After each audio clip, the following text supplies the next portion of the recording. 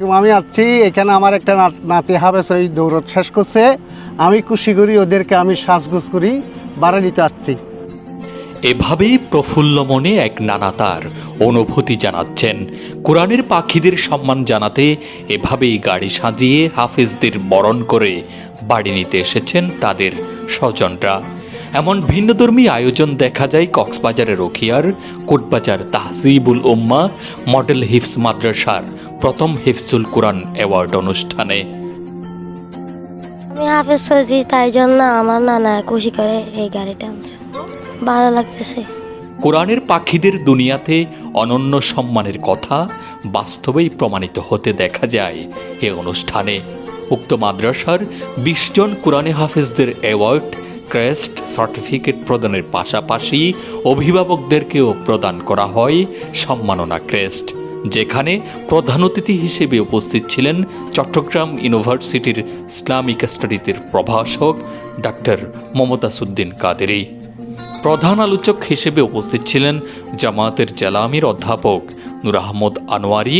বিশেষ অতিথি হিসেবে উপস্থিত ছিলেন উখিয়া উপজেলা বিএনপির সেক্রেটারি সুলতান মাহমুদ চৌধুরী, জামায়াতের জেলা সেক্রেটারি জাহেদুল ইসলাম, জামায়াতের উপজেলা আমির মাওলানা আবুল ফাজল, রাজা পালং এমইউফি ফাজিল ডিগ্রি মাদ্রাসার অধ্যাপক আব্দুল হক, বিশেষ অতিথি আবুল মনসুর চৌধুরী, রিদওয়ানুল হক জিশান, অভিভাবক সরওয়ার ইসলাম, নুরুল কবির।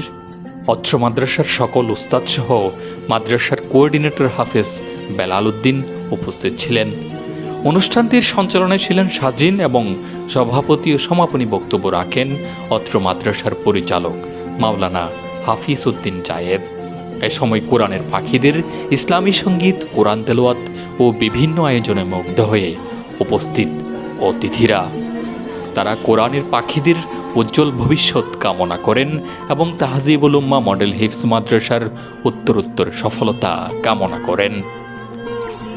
মোহাম্মদ ইয়াকিন, পালং টিভি, কোটবাজার, উখিয়া, কক্সবাজার।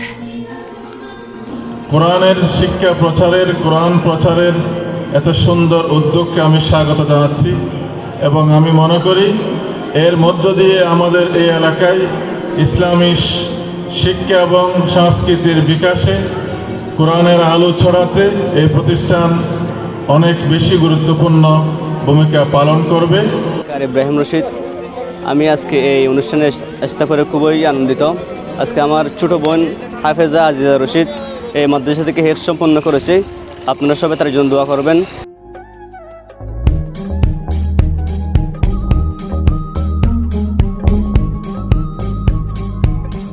পালং টিভি, গ্রাম বাংলার কথা বলে।